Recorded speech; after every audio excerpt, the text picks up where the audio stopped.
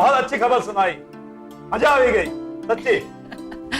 बेटा तुम्हारी उन्नति से हम सब बहुत खुश हैं। सब आप ही का आशीर्वाद है माँ। बेटा हमारे पास भी तुम्हें सुनाने के लिए एक बहुत अच्छी खबर है। हमारी हेतल पूरे स्कूल में कविता पाठ में फर्स्ट आई है। अरे इनाम जीता है मेरी बेटी ने, इनाम। बहुत अच्छी खबर सुनाई बापूजी आपने। अरे उसे बोलो कभी हमें भी कोई कविता सुना दे। अब वो तू उससे ही बात कर ले। कराइए। नहीं भैया, मैं ऐसे आपको नहीं सुनाने वाली। पहले आप ये बताइए कि आप यहाँ कब आ रहे हैं? अरे हर्षा दीदी भी आई हुई है, अगर आप यहाँ होती तो कितना मजा आता। अरे यार हेतल, बीमार से पहले आना बहुत मुश्किल है। क्यों? अरे तू फिक्र क्यों कर रही है? अभी हम लोग आएंगे ना तो खूब कविताएं सुनाइए हमें। और तेरी भाभी को तो बहुत शौक है। ठीक है, पक्का। चलिए ठीक है। जय श्री कृष्ण बापूजी। मैं पागल नहीं हूँ।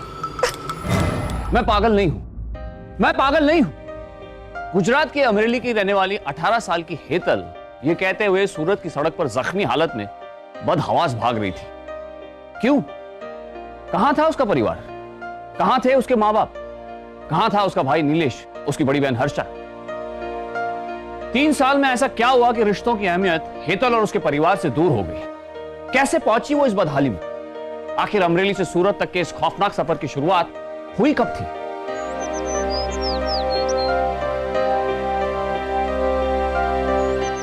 बेटा हम लोग मंदिर में चढ़ावा चढ़ाकर शाम तक वापस आ जाएंगे। हेतल का ख्याल रखना। बचपन से मैं इसी का तो ख्याल रखती आ रही हूँ, आप बिल्कुल भी चिंता मत कीजिए बापूजी। हेतल, बड़ी दीदी को बिल्कुल तंग नहीं करना। माँ आप चलो निकलो। जय श्री कृष्ण। जय श्री कृष्ण। जय श्री कृष्ण। चलिए।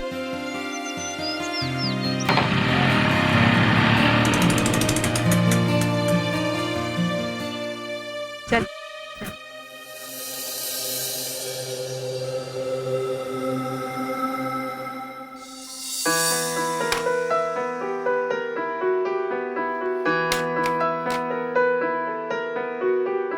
हर्षा दीदी, पापा का फोन नहीं लग रहा।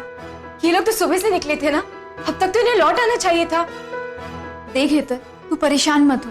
पता है ना, मंदिर बहुत दूर है, वो लोग आते ही होंगे।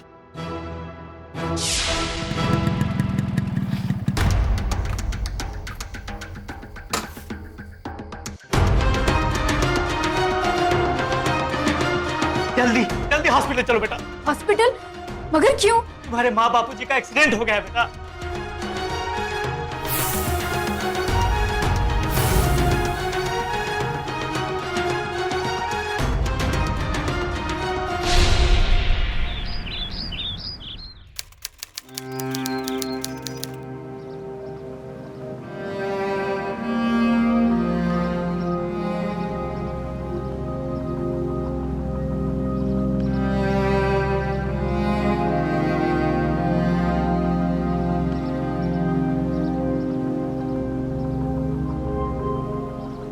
जो होना था तो हो गया। मैं तो हेतल को अपने साथ सिद्धपुर लेकर चली जाऊंगी।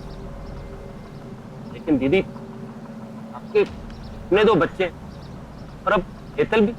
हेतल बेन को हम अपने साथ सूरत ले जाते हैं। और अब वैसे भी इतना कुछ कर चुके हैं हम सबके लिए।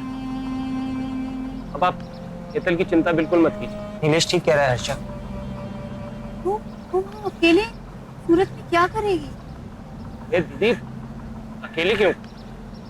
हम लोग हैं ना। और वैसे भी अब यहाँ बचा ही क्या? जैसा सासू माँ ने तय किया था, उनके सारे गहने हेतल को जाएंगे। रह गया है घर, इसको बेच के जो भी आता है हम सब भाई बहन आपस में बांट लें। जीजा जी बिल्कुल ठीक बोल रहे हैं।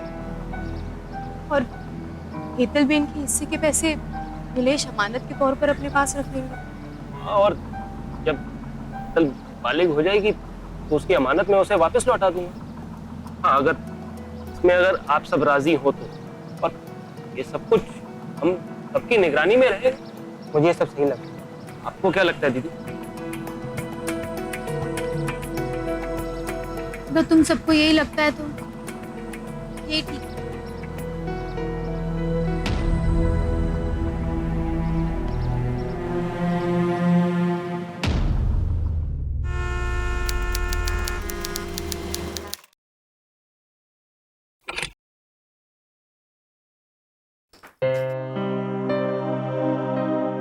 ये कमरा तो तेरा है ही, अब इस घर को भी अपना ही समझना। और हमारे होते हुए तुझे किसी भी चीज की फिक्र करने की जरूरत नहीं है। चल अब तू नहा धोकर आराम कर ले, मैं थोड़ी देर में खाना बना लेती हूँ, ठीक है?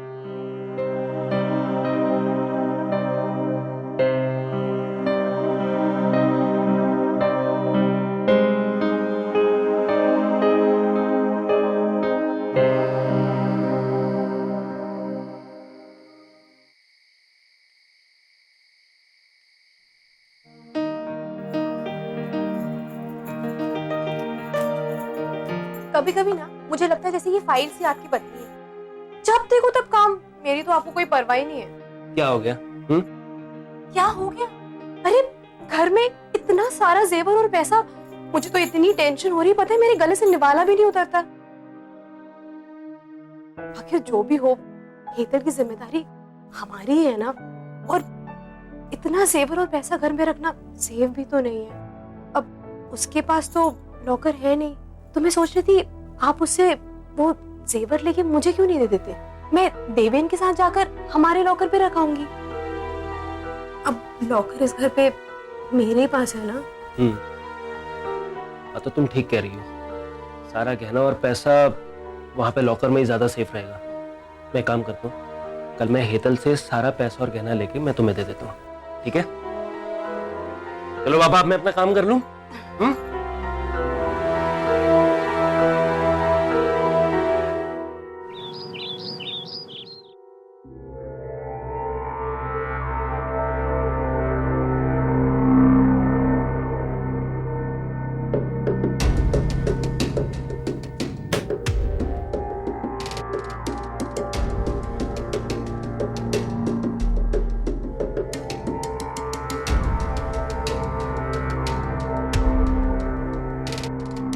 अरे वाह हेतल, ये तो बहुत प्यारे हैं। अब ना तेरी शादी तक हम इसे संभाल कर रखेंगे। भैया, आपने पता लगाया कि मेरी कंप्यूटर क्लासेस कब से शुरू हो रही है? हाँ, मुझे सब याद है। आज शाम को जाके पता करके आता हूँ कि नई क्लासेस कब से स्टार्ट हो रही हैं। अरे अभी अभी तो तू आई है, कुछ दिन आराम तो कर ले। अरे हाँ दिला, हेतल को ना ढोकले बहुत पसंद है। तू ना एक काम कर, आज ना इसे मस्त ढोकले बना के खिला। नहीं, अरे बनाकर क्यों खिलाऊंगी, सिखाऊंगी इसे। क्यों हेतल, सीखेगी ना? वाह, आज तो पूरा नाश्ता बना डाला हेतल ने। नहीं, और मैंने ना किचन भी साफ कर दिया भैया। अरे वाह, बहुत बढ़िया। अच्छा भैया, वो मेरी कंप्यूटर क्लास का कुछ पता चला? हाँ, वो गया था ना मैं वहाँ पे, तो अभी 1.5 महीने के बाद में शुरू होगा। 1.5 महीना? वो आपस में दोनों पार्टनर्स की कुछ इशू है, तो इसलिए थोड़ा सा टाइम लगेगा। अच्छा वो सब छोड़िए, ये बताइए कि हेतल बेन ने नाश्ता कैसा बनाया? बहुत अच्छा बना है बेटा। हेतल, मैं तो तुझसे कहती हूँ ये कंप्यूटर छोड़, शेफ बन जा तू। पर नहीं, जो करना है वो करेगी। लेकिन हेतल, मैं तेरे को ये बोल रहा था कि जब तक तेरी क्लासेस स्टार्ट नहीं होती तब तक तू अपनी भाभी से नए नए पकवान बनाने ही सीख ले। मैं तो तैयार हूँ बिल्कुल इसके लिए। और भाई, कल शादी करके अपने घर जाएगी तो ये सारी चीजें वहां पे काम आएंगी ना, और ये भी एक तरीके की कोचिंग क्लासेस ही हो जाएंगी। और इसकी प्रैक्टिस तो हम आज ही से शुरू कर सकते हैं। आज से? भूल गए आप, बताया था ना मैंने कि मेरी कुछ सहेलियां आने वाली, वो किटी पार्टी के लिए। अरे हाँ, अब उनके लिए खाना तो मुझे बनाना ही है। हेतल बेन मेरी मदद कर देंगी तो मेरा काम भी आसान हो जाएगा और ये भी सीख जाएंगी। क्यों हेतल? ठीक है। हेतल, कोल्ड ड्रिंक लेती आना। बहुत मजा आता है। लो कोल्ड ड्रिंक भी आ गई। मैंने तो सच में कान पकड़ लिया, आज के बाद मैं उनके घर तो बिल्कुल ही नहीं जाने वाली हूँ। हम यहाँ बैठेंगे, गप्पे शप्पे मारेंगे यूं। अरे लो लो, ग्लास उठाओ अपने अपने। हाँ हाँ, ले हाथ मारा है तूने, कहाँ से पकड़ लाई है इसे? तू भी ना, अब क्या बताऊं, बिना माँ बाप के अनाथ है बेचारी। रो रो कर मुझे कहने लगी कि मुझे भी अपने साथ ले चलो। मुझे तो उस पर दया ही आ गई। मैंने कहा चलो ठीक है। बच्चे तो नहीं है हम, दया, और वो भी तुझे। तू भी ना बहुत बदमाश है, ये सुधरेगी नहीं बिल्कुल भी। हाँ हेतल, मुझे पता है कि वहाँ पे सब कुछ नया नया है ना, तो तुझे थोड़ी सी तो दिक्कत हो रही होगी। और अगर तू यहाँ आ जाएगी तो सच में मुझे बहुत खुशी होगी। लेकिन तू जानती है ना, यहाँ पे स्कूल भी तो अच्छे नहीं हैं। दीदी मैं वो सब देख लूंगी ना, बस प्लीज मुझे आपके पास आने दो। हेतल, लेकिन तेरी पढ़ाई भी तो जरूरी है ना।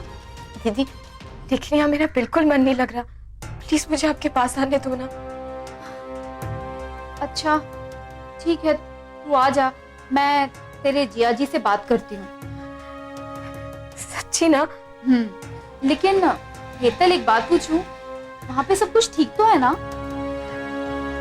दीदी वो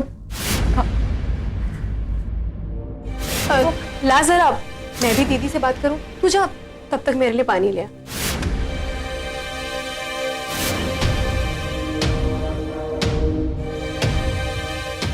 हाँ दीदी कैसी हो? हाँ अदिला, मैं तो बिल्कुल ठीक हूँ, लेकिन वहाँ पे सब कुछ ठीक तो है ना? क्योंकि हेतल कुछ परेशान लग रही थी मुझे। कहाँ ठीक है दीदी, अभी माँ और बापूजी को गए दिन ही कितने हुए। हर वक्त बस खोई खोई रहती है हमारी हेतल। ओ, फिर अब? इसीलिए तो मैं हर वक्त उसे अपने साथ ही रखती हूँ। घर के काम काज में इधर उधर उसका मन लगाए रखने की कोशिश करती हूँ, लेकिन फिर भी हेतल। अरे अदिला देखो, तुम हिम्मत मत हारना। हाँ, तुम अपने आप को संभालो, और मुझे पूरा विश्वास है कि तुम हेतल को संभाल लोगी। बस तुम हिम्मत मत हारना, संभाल लो उसे और अपने आप को भी। हाँ ठीक है दीदी।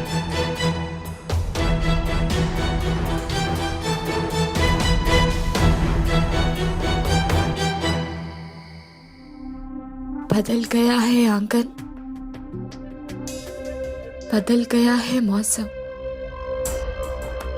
कुछ अच्छा सा नहीं लगता। हूं तो अपनों के बीच, लेकिन फिर भी क्यों कुछ सच्चा सा नहीं लगता।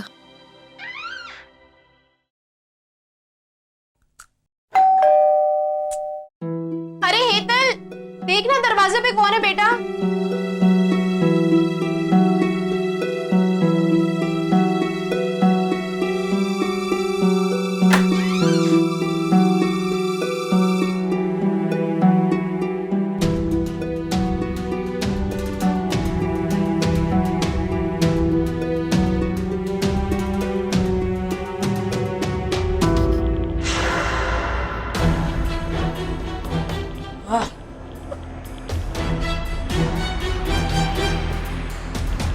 सुधरोगे नहीं तुम? भाई किसका हूँ? हेतल, जरा मेरे भाई के लिए पानी तो ले आना, बेचारा बहुत प्यासा। अदिला के छोटे भाई देवेन को उसकी इसी बेहयाई की वजह से उसके पिताजी ने घर से बेदखल कर दिया था। लड़कियों के साथ बदसलूकी करने के बाद लोगों से सरेआम पिटना देवेन के लिए कोई नई बात नहीं थी। हालत अदिला की भी कुछ ऐसी ही थी। जब अदिला के पिता ने यह भाप लिया कि उसका किसी शादीशुदा आदमी से रिश्ता है, तो उन्होंने उसकी शादी हेतल के भाई नीलेश से कर दी। ऐसे में भाई और बहन दोनों हेतल की जिंदगी में मुसीबत बनकर आ चुके थे।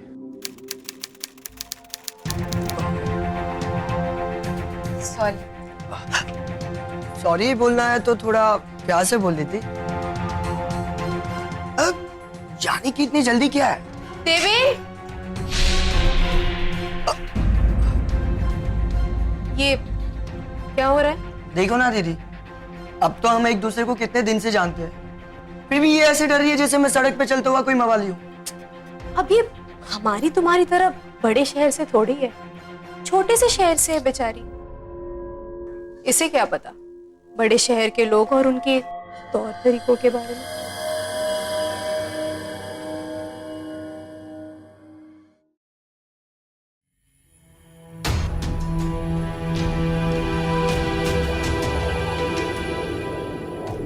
मैं क्यों पैसे दूं? समझने की कोशिश करो आदिल, तुम जानती हो ना कि वो इस कंप्यूटर क्लास का कब से इंतजार कर रही है।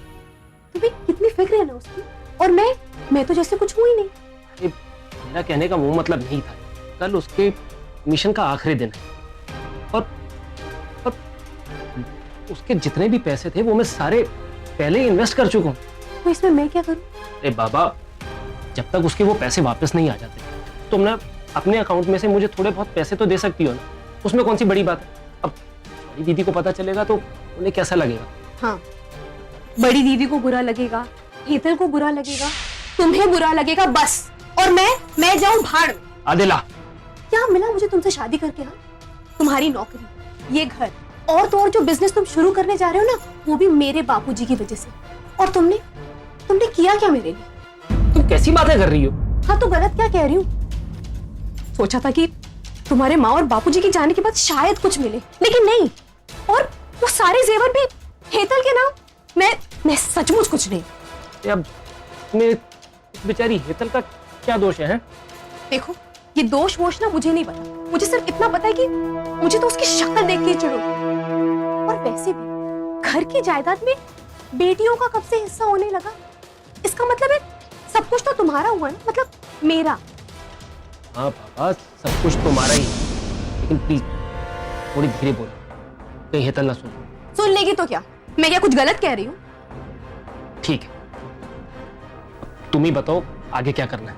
ये सब ना मुझसे मत पूछो, मुझे सिर्फ इतना पता है कि आज के बाद ना इस हेतल के लिए मेरे या मेरे पैसे की तरफ देखना नहीं। ठीक है, तुम जो बोलोगी ना मैं वही करूंगा।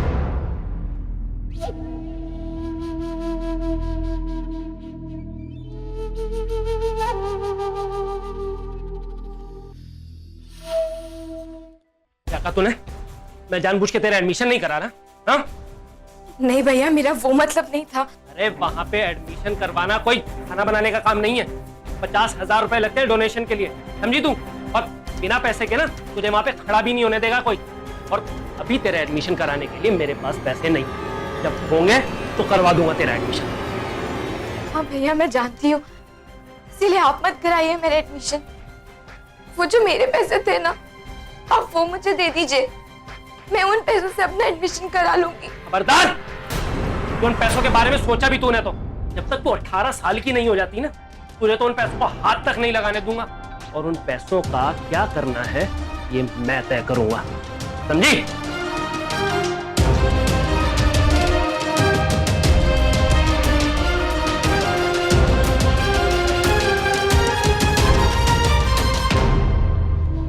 ठंडक पड़ गई तेरे कलेजे में?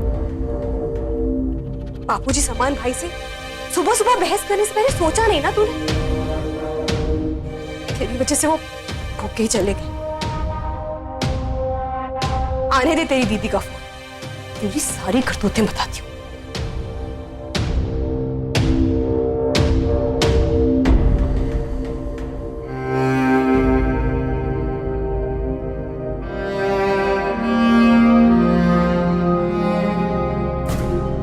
हेतल, दीदी का फोन। ले, बात तो कर ले। हेलो हेतल, ये सब मैं क्या सुन रही हूँ? हाँ, क्या दीदी? कभी तुम नींद में उठकर चलने लगती हो, कभी तुम्हें माँ बापों की याद आती है, और कभी तुम्हें कोई चोर नजर आता है। कभी कभी तो तुम इतना जोर से चिल्लाती हो कि पड़ोसी आकर इशारे से पूछते हैं कि यहाँ पे सब कुछ ठीक तो है ना? नहीं दीदी, ऐसा तो कुछ भी नहीं है। बस हेतल, बहुत हो गया। देखो, माँ बापूजी की याद हमें भी बहुत आती है, उनके जाने का दुख हमें भी बहुत है, लेकिन इसका मतलब ये नहीं है कि तुम इस तरह की हरकतें करो। अब तुम कोई दूध पीती बच्ची नहीं रही हेतल, अपने आप को संभालो। और एक तो अदिला ने तुम्हें अपने पास रखा है, उसे और परेशान मत करो। और अगर तुम उसे इतना ही परेशान करती रहोगी तो तुम हमें भी मुसीबत में डाल दोगी। दीदी सुनिए, तो ऐसा बिल्कुल भी नहीं है। अब बस करो, अदिला को फोन करो।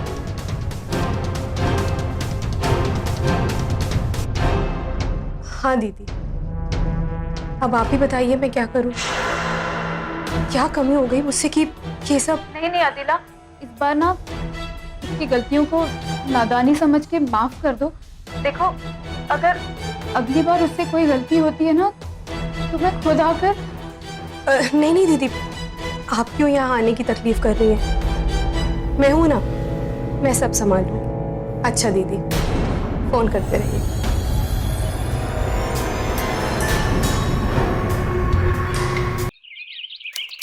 हेलो,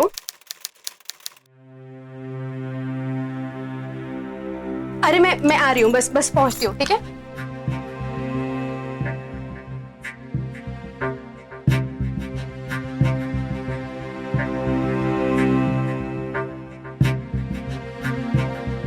हेतल, मैं बाहर जा रही हूँ, घर का ध्यान रखना।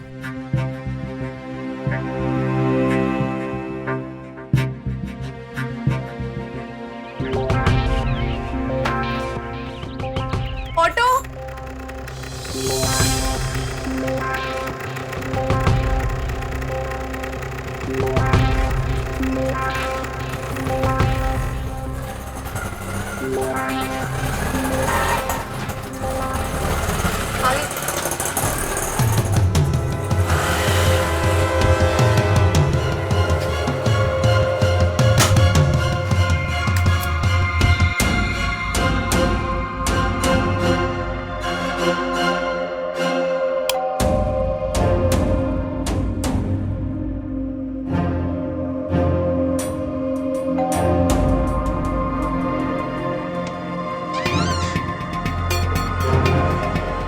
भाभी घर पर नहीं है। तो क्या हुआ? मुझे पता है दीदी घर पर नहीं है। अगर वो घर नहीं है तो मैं घर नहीं आ सकता। नहीं मतलब ऐसा कोई कानून है? मतलब वो है क्या?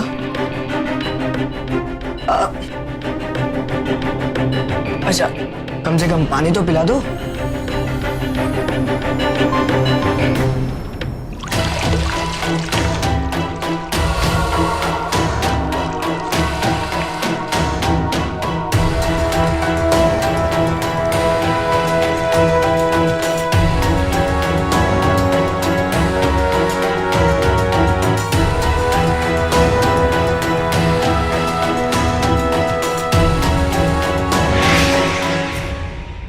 सुनो तो,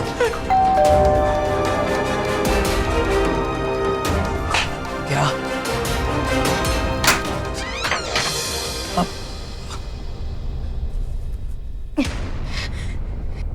दीदी तुम, ये सब क्या हो रहा है देवेन? दीदी इसने मुझे कहा कि मुझे घर से भगा कर ले जाओ और उसने मेरा हाथ भी पकड़ लिया। तू अंदर जा, जा। सब्र नाम की चीज नहीं है ना तुझे? दीदी ऐसी कोई बात नहीं है। मैं तुझे बहुत अच्छी तरीके से जानती हूँ। वो तो अच्छा हुआ कि मेरा पर्स यहाँ छूटा और मैं वापस आ गई। बाबूजी ने तुझे जिस वजह से घर और बिजनेस से निकाला था, वो आज फिर वही करने जा रहा था। ये तो मैं हूँ देवे। अगर बाबूजी को पता चले ना तो अब भी नहीं सुधरा है, तो अब तो वो तुझे जायदाद से भी बेदखल कर देंगे और दे देंगे सब कुछ मेरे सीधे सादे पति को। फिर फकीरों की तरह उनके सामने हाथ फैलाकर खड़े रहना। अदिला हेतल को मानसिक परेशानी देती थी, तो मौका मिलते ही बिना किसी वजह देवेन घर में घुस जाया करता था हेतल को परेशान करने के लिए। शर्म की बात तो यह थी कि सब कुछ जानते हुए भी अदिला ने कभी देवेन को रोका नहीं। लेकिन सबसे बड़ा सवाल यह था कि क्या हेतल का भाई नीलेश इन सब बातों से अनजान था? तुम्हें जरा भी शर्म नहीं आती है तन? एक बार भी तुमने ये नहीं सोचा कि अगर आस पड़ोस के लोगों को ये सब कुछ पता चलेगा तो मेरी कितनी बदनामी होगी? देखिए भैया, बस करो हेतल। देवेन तो तुम्हारे भाई जैसा है ना? तुमने उसी के साथ ही, उसी का हाथ पकड़ के तुम यहां से भाग जाना चाहती थी, है? क्या नहीं किया हम लोगों ने तुम्हारे लिए? बस नीलेश, अब मैं और यहाँ नहीं रह सकती। मैं कल ही अपने बाबूजी के घर जा रही हूँ। ये क्या कह रही हो तुम आदिला? तुम क्यों जाओगी? नहीं नीलेश, कल इसने तुम पर इल्जाम लगाया, आज देवेन पर। क्या पता कल ये मुझ पर ही उंगली उठाए, कह दे कि मैं इसकी सेवा करना चाहती हूँ। मैं ये बर्दाश्त नहीं कर सकती। आदिला सुनो तो।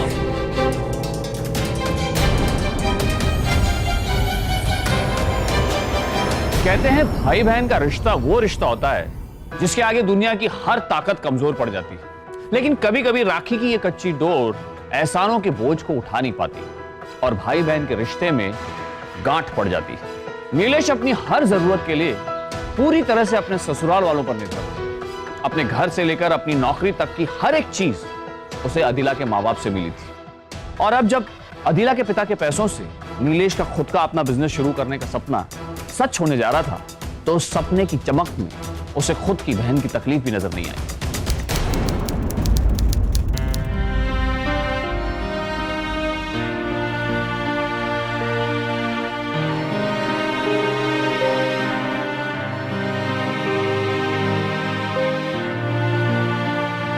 जीना हराम करके रखा है उसने हमारा।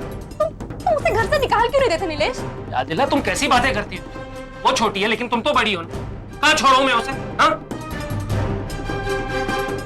अभी भी तुम्हें उसी की फिक्र है। तो बाबा, समझदारी से काम लो। देखो, अगर उसे कुछ भी हो गया ना तो मुसीबत तो हमारे ऊपर ही आएगी। समझ रही हो ना? देखो, सारा मामला गड़बड़ हो जाएगा। और अगर उसे कुछ भी हो गया ना तो बड़ी दीदी अपने वकील पति की मदद से सारा कैश तो लेंगी। और जो तुम्हारे लॉकर में उसके जेवर है ना, वो भी जाएंगे हाथ से।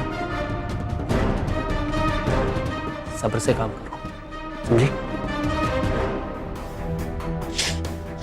मैं नहीं रोकी।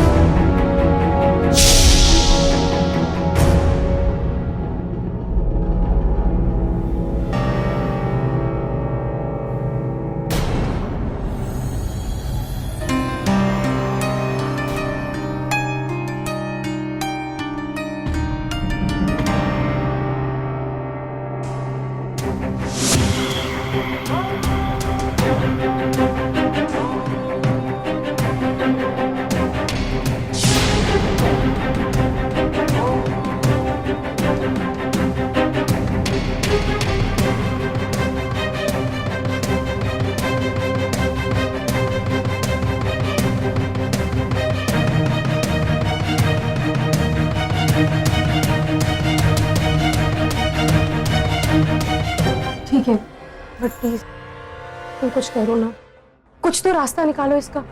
हाँ बाबा, निकालता हूँ रास्ता, लेकिन पहले मुझे एक गिलास पानी पिला। इस सारे झमेले के चक्कर में ना भूखे प्यासे रह के मेरा दिमाग भी चलना बंद। अच्छा ठीक है, मैं तुम्हारे लिए पानी लेकर आती हूँ।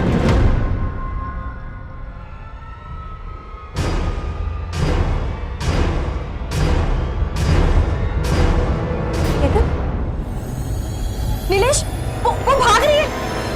पकड़ो उसे।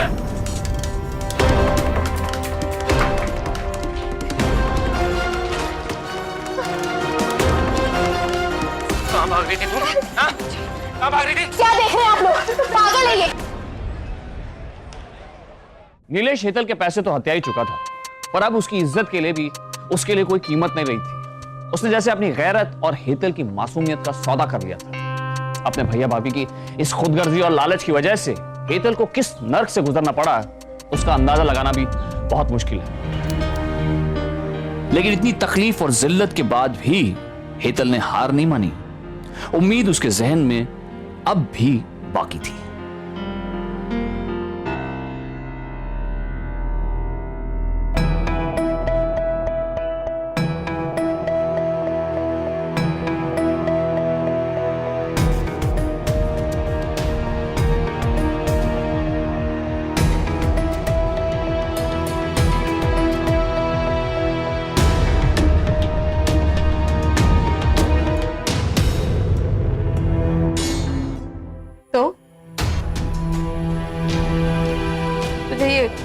अब भी अच्छी लगती है। क्या दीदी तुम भी।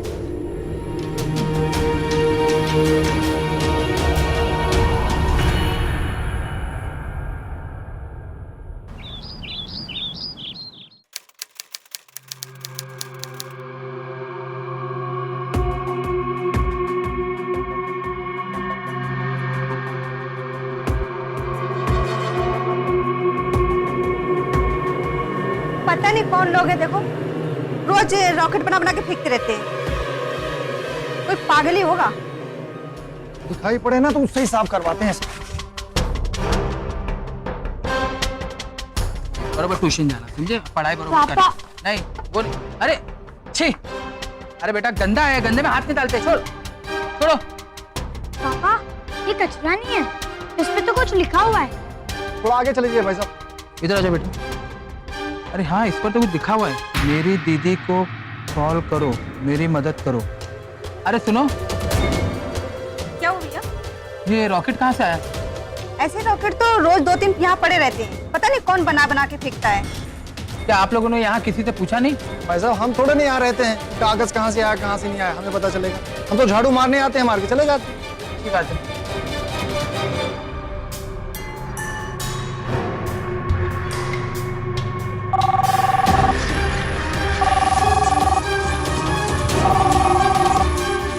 हेलो हर्षा दीदी, कैसी हैं आप हेतल बेन को देखने आ रही है? हाँ अदिला, मैं आ रही हूँ और मैंने अहमदाबाद में एक बड़े डॉक्टर से बात भी कर ली है। ये तो बहुत अच्छी बात है। ठीक है, आप आ जाइए, मैं नीलेश को बता दूंगी। जी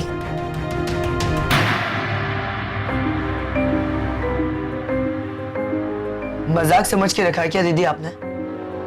अगर लाश पकड़ी गई तो हम तीनों फंस जाएंगे। होगा तो अभी ही, बस सोचना ये है कि उसे मारे कैसे, कि अगर उसकी लाश मिले भी तो ये हत्या नहीं आत्महत्या है। लेकिन अगर लोग पूछेंगे तो हम उन्हें क्या जवाब देंगे? जवाब क्या देंगे? कह देंगे कि उसे पागलपन का दौरा चढ़ा था, कहीं भाग गई थी और जाकर अपनी जान दे दी। और पुलिस? अब अपनी जान बचानी है तो उनका मुंह भी कुछ खिला पिला कर बंद तो करना ही पड़ेगा। जो भी हो, लेकिन हम करेंगे तो ये आज ही। मैं संभाल कर रखा था उसे दीदी, पता नहीं भी कैसे गई कहाँ, पता नहीं। कल तो यहीं पे थी, अचानक पता नहीं क्या हुआ उसे, किसी को कुछ भी नहीं पता कि हेतल आकर कहाँ चलेगी। भगवान करे वो जहाँ भी हो ठीक हो, पता नहीं किस हाल में होगी बेचारी, पूरी तरह से पागल हो गई थी। अदिला, अगर उसकी दिमागी हालत खराब होती तो उसे मेरा फोन नंबर कैसे याद था? अगर उसमें जरा भी समझ नहीं होती तो वो मुझ तक ये खबर कैसे पहुंचाती? आपके कहने का मतलब क्या है दीदी? यही कि कोई तो ऐसी बात थी जो वो मुझे बताना चाहती थी। तो आप ये कहना चाहती हैं कि मैंने उसे जबरदस्ती पागल बनाकर यहाँ पे बंद करके रखा हुआ था? देखो नीलेश, आपका सिर्फ बहस करने से कोई फायदा नहीं है। एक बार हेतल मिल जाए सब कुछ साफ हो जाएगा। हमें पुलिस को रिपोर्ट करनी चाहिए।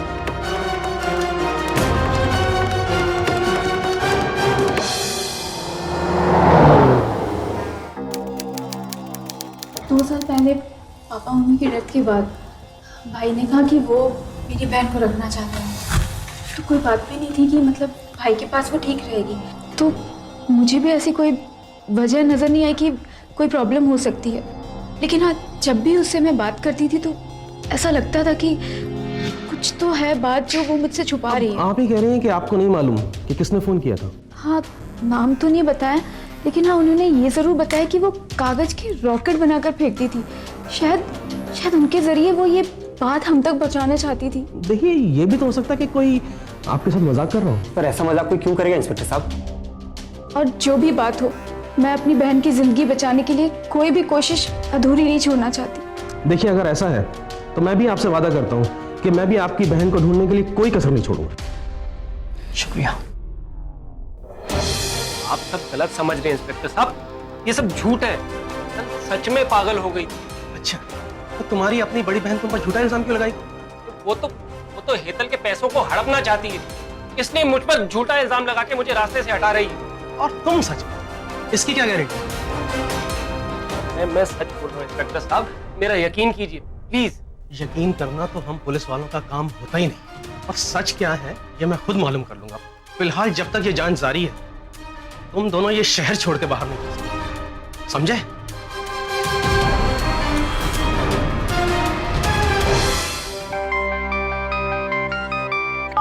हेलो, क्या ये आप क्या कह रहे हैं? ऐसा कैसे हो सकता है?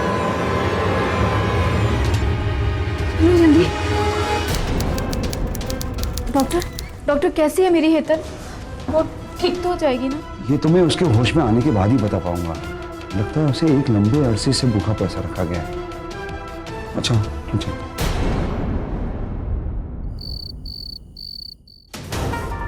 ठीक है ना, हो गई गलती।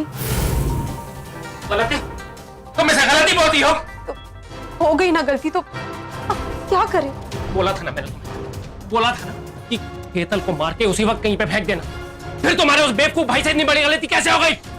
मुझ पर चिल्लाकर क्या होगा? अरे तो किस पर चिल्लाऊं? और वो तुम्हारा बेवकूफ भाई हमें फंसाकर भाग गया। कहां पर है? मुझे क्या पता कि कहाँ है वो। कल से तो उसका फोन भी नहीं लगा। हुआ करो कि हेतल हॉस्पिटल में ही दम तोड़, क्योंकि अगर वो बच गई ना, नहीं बचेगी। जब तक हेतल को होश नहीं आ जाता तब तक नीलेश, अदिला और देवन का जुर्म साबित करना मुमकिन नहीं था। लेकिन हैरानी भरा सवाल यहां यह उठता था कि आखिर हेतल जिंदा कैसे बच गई, और देवन जिसे हेतल को मारने की जिम्मेदारी दी गई थी वो कहां छुपा हुआ था? आखिर उसका फोन स्विच ऑफ क्यों था? क्या देवन हेतल की हत्या करने में असफल रहा, या ऐन वक्त पर देवन को हेतल पर दया आ गई? ऐसे कई सवाल थे जिनका जवाब हेतल के होश में आने पर ही मिलता।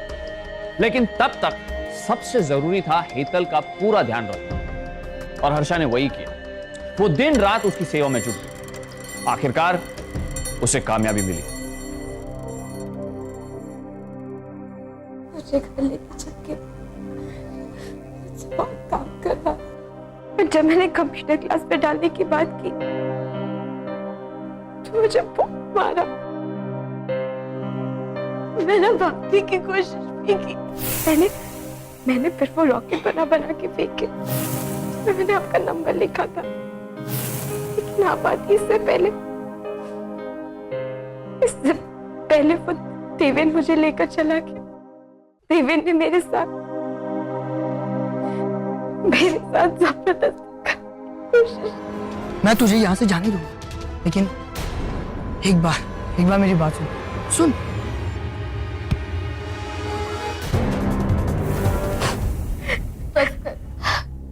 बस कर हेतल, अब तो बिल्कुल भी मत रो। जिन लोगों ने तेरे साथ ये सलूक किया है उनको उनके किए की सजा जरूर मिलेगी, और मैं उनको सजा दिलाऊंगी। मैं दिलाऊंगी। पुलिस ने जैसे तैसे उस बेकाबू भीड़ से नीलेश और अदिला को बाहर निकाला और थाने ले गए। इधर जैसे ही देवेन को होश आया तो वो अपनी जान बचाने के लिए मुंबई भाग निकला, मगर सक्षम पुलिस ने उसे वहां भी ढूंढ निकाला। नीलेश, अदिला और देवेन पर मुकदमा चला और उन्हें आईपीसी की धारा 307, 367 और 378 के तहत हत्या करने की कोशिश और साजिश करने, अपहरण करके मानसिक और शारीरिक शोषण करने और ठगी करने के जुर्म में सजा मिली। हर्षा ने हर मुमकिन कोशिश की हेतल के जहन से उस दर्दनाक दौर की कड़वी यादें मिटाने के लिए, और वो कामयाब भी रही। क्योंकि अगर हमारे अपने मुश्किल वक्त में हमारे साथ ना हो तो छोटी से छोटी कठिनाई भी हमें अपाहिज बना देती है, पर जब परिवार का साथ हो तो इंसान बड़े से बड़े सदमे से भी लड़ जाता है। रिश्तों के ये कच्चे धागे ही हैं जो जिंदगी के सुख दुख को एक साथ बांध कर रखता है। इसीलिए यह जरूरी है कि दूसरों की सुनने की बजाय पहले अपने परिवार की सुने, उन पर विश्वास करें, एक दूसरे की मदद के लिए हमेशा तैयार रहें, सतर्क रहें, सावधान रहें। इसी उम्मीद के साथ मैं हितेन तेजवानी आपसे इजाजत लेता हूं। फिर होगी मुलाकात, तब तक सावधान इंडिया, इंडिया फाइट्स बैक। तो सावधान।